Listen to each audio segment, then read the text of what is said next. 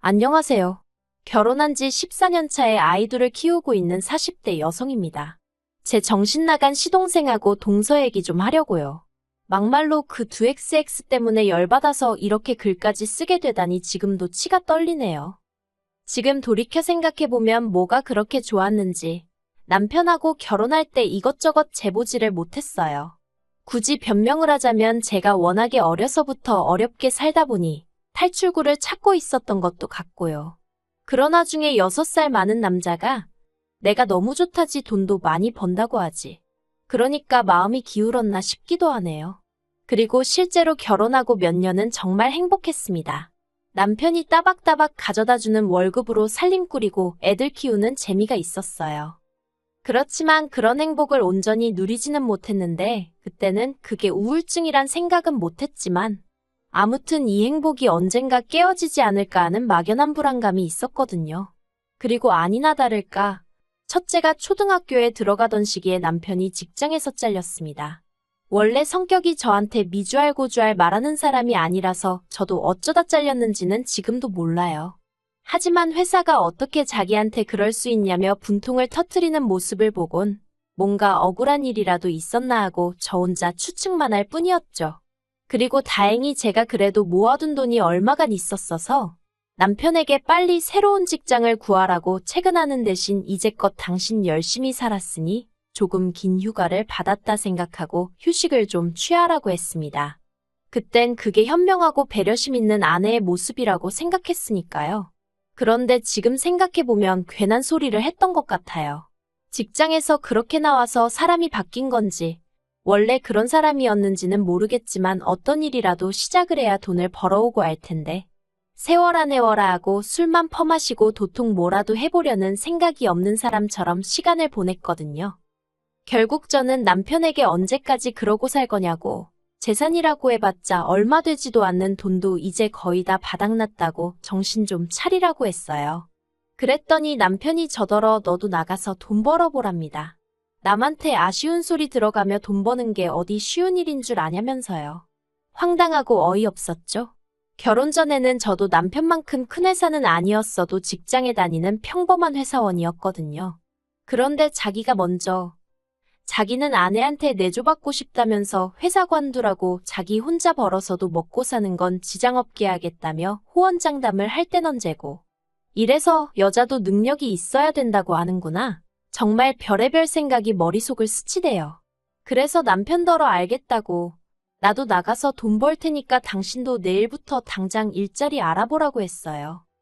그런데 제가 말은 호기롭게 했는데 생각해보니 애들을 맡길 곳이 마땅치도 않고 일을 어쩌나 싶었습니다. 그래서 일단 어머님께 연락을 드렸어요. 평소에 저희 애들을 예뻐하시기도 했고 제가 평소에 어머님께 잘해드렸거든요. 그러니 이번만큼은 어머님이 저희 사정을 좀 봐주지 않으실까 하는 기대가 있었죠. 그런데 어머님은 하루 종일도 아니고 아이들 학교만 어머님 집으로 시키면 안 되겠냔 제 부탁을 아주 단칼에 거절하셨습니다. 네 애는 네가 키우라면서요. 틀린 말씀은 아니었지만 너무 야속하더라고요. 참고로 친정부모님께서는 저희 집에서 4시간 이상 걸리는 곳에서 살고 계셨습니다. 그러니 한마디로 물어보나마나 한 상황이었죠. 그래서 결국 저는 집에서 하는 일을 알아보다가 온라인으로 장사를 시작했습니다. 제가 뭐 딱히 손재주가 있는 것도 아니고 해서 중국에서 이것저것 사다 팔았는데 그게 생각보다 일이 어렵지 않고 이윤도 괜찮게 남더라고요. 그래서 첫 달에는 100만 원밖에 못 벌었지만 이후로 조금씩 늘어서 1년이 지났을 땐 그래도 달에 3,400은 벌기 시작했습니다. 그러자 처음엔 기껏 취직하겠다고 큰소리치더니 겨우 하는 게 1,000원, 2,000원짜리 파는 거냐며 무시하던 남편도 언젠가부턴 이달엔 얼마나 팔았냐며 관심을 보이대요. 참고로 남편은 이후로 예전 회사에서 같이 일하던 직원이 차린 회사에 나가고 있었어요. 일하는 시간은 저보다 길면서 돈은 저보다 덜 벌었고요. 아무튼 그렇게 장사를 해오던 어느 날 청천벽력 같은 소식이 들려왔습니다. 그날도 평소랑 다를 것 없는 날이었는데 어머님한테 전화가 왔어요. 그리고 어머님은 다급한 목소리로 아버님이 지금 119에 실려가셨다며 저더러 당장 병원으로 오라시대요. 놀라서 하던 일도 멈추고 병원으로 쫓아가니 뇌경색으로 쓰러지신 아버님이 자리에 누워 계셨어요. 이후로 아버님은 중환자실로 들어가셨고 결국 요양병원으로 가시긴 하셨지만 그 과정에서 모든 병간호는 제 몫이었습니다. 남편은 회사 일을 핑계로, 어머님은 나이를 핑계로 병간호는 못한다지. 그렇다고 24시간 내내 간병인을 쓸만한 형편도 아니었지. 그러니 자연스레 그 화살이 저한테 향하더라고요. 사실 남편에게는 겨우 2살 차이 나는 시동생도 있었는데 시동생과 동서 중 누구의 뜻이었는지 아니면 부부가 한마음이었던 건지는 몰라도 처음부터 병간호는 못한다며 대신 차라리 돈으로 때우겠다고 하대요. 그래서 제가 돈은 나도 있다고 했지만 뭐 무조건 못한다고 배째라고 나오니 한마디로 제가 어떻게 할 방법이 없었죠. 하지만 제가 병간호를 떠맡은 건 단지 이런 이유만 있었던 것은 아닙니다. 저는 그저 제 애들 보기 부끄럽지 않게 제 할도리는 하겠다는 마음으로 아버님 병간호를 한 거예요. 병간호하느라 피곤한 것과 모른 채 하고 찜찜한 것 중에 고르라 하면 몸은 피곤할지언정 마음이 떳떳한 게 낫다고 생각하기도 했고요. 하지만 아버님은 결국 3년 만에 돌아가셨습니다. 그리고 그때까지 시동생은 이론 한 푼 내놓지를 않았어요. 자기들도 애 키우고 어쩌고 하느라 돈 들어갈 데가 많아서 도통 여유가 없다면서요. 그리고 하늘도 무심하시지. 아버님께서 돌아가시고 얼마 지나지 않아 어머님이 대장암 3기라는 진단을 받으셨습니다. 그리고 이때부턴 정말 하루에도 몇 번씩 눈물만 났어요. 왜냐하면 남편이고 어머님이고 당연히 제가 어머님 병간호를 해드릴 거라 생각하는 눈치였거든요. 남편은 심지어 저더러 자기 어머니를 살려달라며 눈물을 보이는데 어이가 없어서 환장하겠더라니까요. 정말이지. 이게 내 팔자가 사나워서 이런 건가? 아니면 이 집구석에 뭐가 있기라도 한가? 솔직히 돌아가신 아버님을 탓할 일도 아니고 어머님이 원해서 암에 걸리신 것도 아닌데 정말 두 분 다 원망스럽고 남편도 꼴보기 싫고 애들한테도 미안하고 아무리 생각해도 나는 잘못한 게 없는데 왜 내가 이렇게 고생을 해야 하나 싶은 게 정말 어디 아무도 없는 데 가서 꺼이꺼이 울고 싶은 심정이었어요. 그리고 결국 저는 죽이 되든 밥이 되든 하는 데까지 내보자 생각하고 또 어머님 병간호를 시작했습니다. 그러자 이때는 시동생도 미안하긴 했는지 병원비에 보태라며 200만 원을 보내왔어요. 하지만 그게 처음이자 마지막으로 시동생이 지 부모 병원 생활할 때 한 아들 노릇이었네요. 어머님의 병간호를 하는 동안에도 저는 돈은 돈대로 벌어야 했고 살림도 해야 했고 그 와중에 애도 키워야 했으니 솔직히 어디다 말은 못했지만 이러다 내가 먼저 죽는 거 아닌가 싶대요. 살도 10kg 넘게 빠지고 탈모까지 생겼으니까요. 그런데도 제가 어머님을 끝까지 책임졌던 건 어머님이 매번 저에게 미안하다 고맙다는 말씀을 해주셨기 때문입니다. 그래도 알아주시니 감사해서 그리고 그런 어머님이 안쓰러워서 그냥 힘닿는 만큼은 어떻게든 해보자 하곤 버틸 수 있었달까요? 하지만 결국 지독한 항암 치료를 견디지 못하고 어머님도 세상을 떠나셨어요. 그리고 어머님이 저와 남편 앞으로 당신이 사시던 작은 아파트 한 채를 남기셨지요. 그래서 남편과 저는 그 아파트를 팔아서 저희 대출을 갚았습니다. 사실 아버님 때부터 시작해서 저희가 매번 병원비를 부담하고 있었기 때문에 정작 저희 대출은 이자만 간신히 갚아가는 정도였거든요. 그리고 저희는 병원비 때문에 마이너스 통장도 쓰던 상황이었기에 그것도 정리했습니다. 그렇게 갚을 거 다 갚고 정리하고 나니까 1억 4천 정도 남더라고요. 솔직히 마음 같아선 그 돈 전부 다 제가 갖고 싶었어요. 저도 사람인데 그간 제가 한 고생에 대해서 보상을 받고 싶었던 게 솔직한 심정이었죠. 하지만 법이라는 게 그렇지 않으니 시동생에게 정확히 반 갈라줬습니다. 그런데 얼마 전, 그러니까 어머님 돌아가신 지 반년쯤 되던 시기였거든요. 생각지도 못한 이야기가 들려왔어요. 시동생네가 이혼을 하기로 했답니다. 제가 남편에게 갑자기 뜬금없이 그게 무슨 소리냐고 물으니 남편이 저희가 준 7천이 문제였던 것 같대요. 그래서 제가 그게 무슨 말이냐고 알아듣게 설명 좀 해보라 했습니다. 그리고 그렇게 듣게 된 이야기는 정말 말 같지도 않고 웃기지도 않대요. 동서가 어머님 사시던 아파트 매매가가 얼만지 알아봤는데 왜 자기들 몫이 7천밖에 안 되냐면서 난리를 쳤다나요? 그리고는 시동생더러 저희를 만나서 단판을 짓고 오랬다는 거예요. 가서 정확히 절반을 받아오라고 안 그러면 이혼이라고요. 그런데 시동생이 형님이랑 형수 그러니까 저희가 병간호만 몇 년을 들었는데 그동안 자기네가 한 게 뭐가 있다고 그런 소리를 할 수 있냐고 못한다고 버텼나 봅니다. 그래서 결국 이혼하기로 했다는 거예요. 7천 중 5천은 동서가 가져가기로 했고요.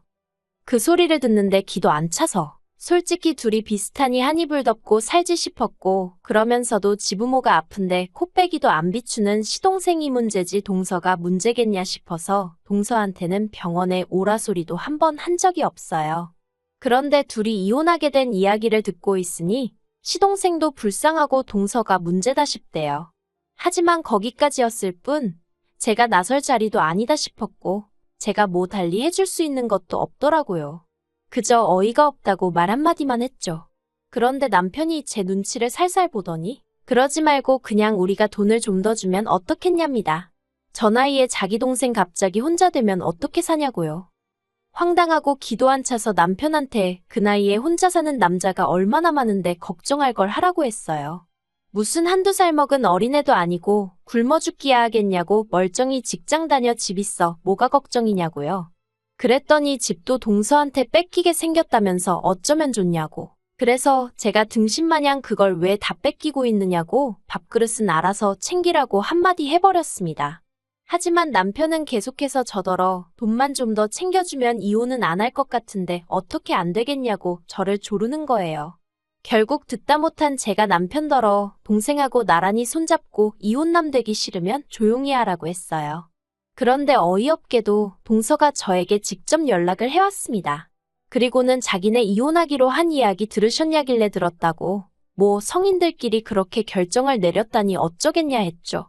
그랬더니 저더러 한다는 말이 뭐 느끼는 바가 없냐입니다. 그래서 제가 느끼는 바 있었지. 동서가 참 무서운 사람이구나. 그걸 느꼈어. 하고 한마디 쏘아붙였어요. 그랬더니 자기는 제가 더 무섭다며 어떻게 어머님 아버님 재산을 멋대로 처분할 수가 있냐면서 그깟 7천만 원 뭐 이거나 먹고 떨어져라 하면 자기네가 떨어져 나갈 줄 알았냐입니다. 그리고는 한다는 말이 자기가 생각을 해봤는데 분해서 도저히 안 되겠다면서 이혼 안 하고 저희 부부랑 싸울 거래요.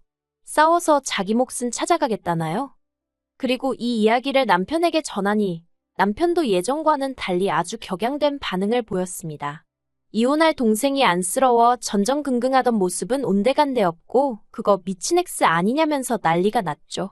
그리고는 그걸로도 분이 안 풀렸는지 시동생더러 네 마누라 데리고 당장 오라고 전화에다 대고 소리를 고래고래 지르는 거예요. 그렇게 저희 부부와 시동생 부부가 마주하게 되었습니다. 시동생은 영문을 모르겠다는 표정으로 저희 부부더러 도대체 무슨 일이냐고 물었고 그런 시동생에게 네 마누라한테 한번 물어봐라 하고 남편이 소리를 쳤어요. 저희 남편이 동서더러 마누라니었더니 시동생 앞에서 그런 식으로 부른 적이 없었거든요. 그래서 시동생이 정말 깜짝 놀란 눈치였습니다.